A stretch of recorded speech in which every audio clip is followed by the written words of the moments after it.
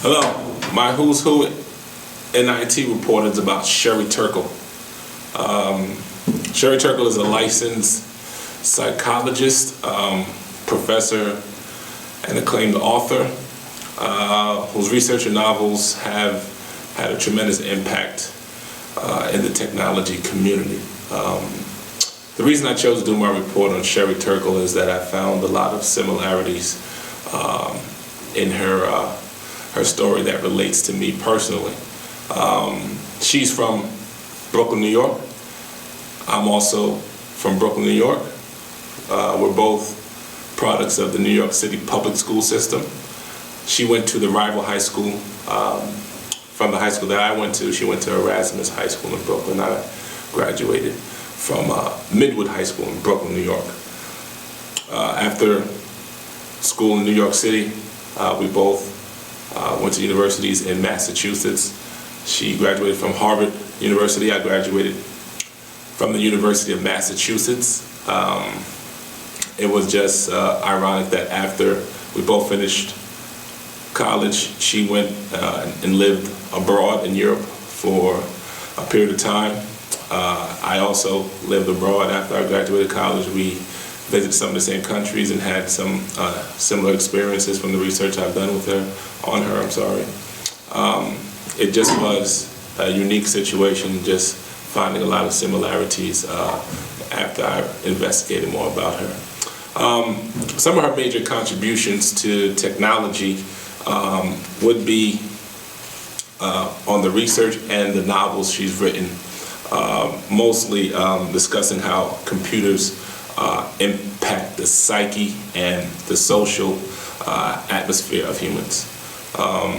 There's been a lot of research done prior to Ms. Turkle's work about the benefits of technology for humans, or the benefits of technology for improving lifestyle or standard of living for humans. So a lot of the technology was created in the concept to improve the quality of life for most people. This research that Turkle has started to do relating to how technology is impacting the way that we think, the way that we communicate with one another, and how it impacts the development of the mind and the way that we disseminate information with one another. Turkle's first book was released in 1984. This book was more about the experiences she had overseas when she graduated college. It was more about life in France and how the structure there impacted society, the economic situation in France. That book was her first novel, and then after that release of that book is when she started to do research relating more into the psychoanalysis of humans and technology. Her second book was released in 1984. This was one of the first books she released that dealt specifically with that topic. That book was titled The Second Self. This discusses how computers are not necessarily tools like traditional technology devices. Computers are emotional, have an emotional attachment with humans. Humans have a connection with computers and devices that have not really been parallel before with other technologies to this point. This book dives into the concepts that computers influence the way that our minds develop as children. A big point that this book, at the time when this book was released, was not explored is how today's kids read. My daughter is 8 years old, and first time we gave her a book, she swiped the book. I have no idea where she got that from, but the way that kids are now reading and the way that they're processing information and the way that they're looking at technology and devices for instruction is very different than when I was younger. Technology has influenced just the way that the connection they have with books. Now you have one device that holds hundreds of books, where previously there was a connection with the physical paper or the nostalgia of going to a library or things like this, where now a device can harness all of those things, and there is not the connection with the actual paper or the intimacy that comes from reading newspapers or just traditional books. This is something that I've witnessed firsthand with the development of my daughter and other kids that I've seen as their childhood differs tremendously from when I was younger because of technology. And this is something that was discussed by Turkle in this book, The Second Self. Turkle has written several books since then that have dealt with this same topic. One of her most notable books is called Alone Together. This book deals with the disconnection or the impact that technology and the use of the internet and other platforms have had on the disconnection between humans. Turkle discusses in this novel how there is people use technology in a way to escape the intimacy of direct contact. So she discusses how text messaging, social media, and other virtual worlds have replaced the direct contact, human-to-human contact that people have with having conversations or meeting in person. She discusses how a lot of communication, especially between parents and children, are done over text. And this eliminates the challenge or the intimidation that some have of asking or having a conversation with a person face to face, and how over time this lack of direct communication causes a disconnection between people. It is a very interesting concept that I think all of us can relate to in some degree, that a lot of information now, as opposed to years ago before the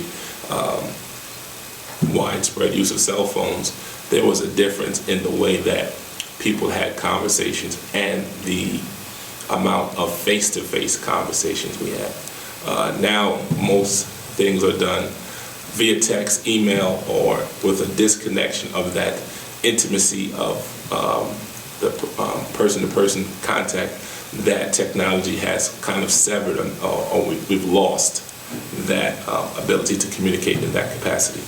A lot of things that Turkle discusses relate to the erosion of some innate instincts that humans have that technology has replaced, and these instinctual traits are now not being used, and therefore they are eroding away from society and our culture in general. Her major contribution to technology is this platform or this discussion about the disconnection of interpersonal contact that technology has not necessarily created, but the facilitation of that disconnection by the widespread use of devices. Turkle is one of the leading researchers in this field. Her ability to articulate and bring to light this new wave of communication or lack of communication that we have because of technology is something that when I was doing research on this paper, I found it to be very insightful about how devices and software and the direction of a lot of our current tools are being created with that in mind. The idea that cell phones, tablets, or just other communication tools are being introduced in layers where they can have attachments. So you go from a cell phone that connects to a watch the watch connects to a software. The software connects to, a network of people where you're always reconnecting or attaching the way that you live your life based on these devices. So when she speaks about the disconnection and the reliance on these devices in order to live our lives as opposed to them being a tool to enhance our lifestyle, this is very interesting in the way that I see a lot of the newer devices being created in a way that they are created in a way that they strictly deal with the presumption of how people live their lives, and then these devices are geared toward them being used in place of actually doing these things. So her research is very impactful in not only in the consumer region as far as understanding what the effects are of the devices that we are purchasing, devices that we are using, or devices that we intend or desire to use.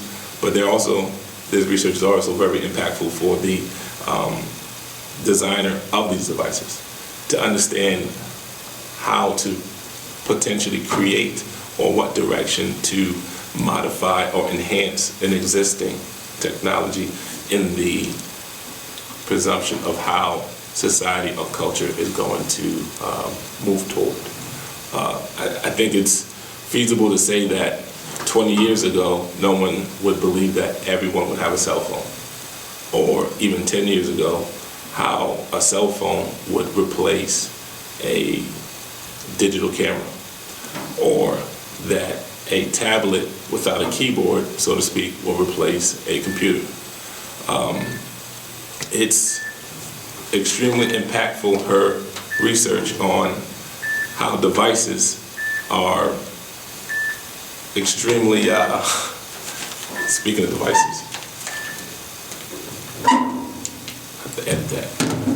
How devices are not only responsible for enhancing and making our lifestyles easier, but how these devices have changed the way that we live, we communicate, and just the emotional response we have with other people around us. I would encourage everyone to read some of her work. Currently, Sherry Turkle is a professor at MIT. She is all over the internet. She has various TED Talks and other online discussions and research papers that are available to give more insight to her perspective of the connection between technology and humans. But she is definitely one of the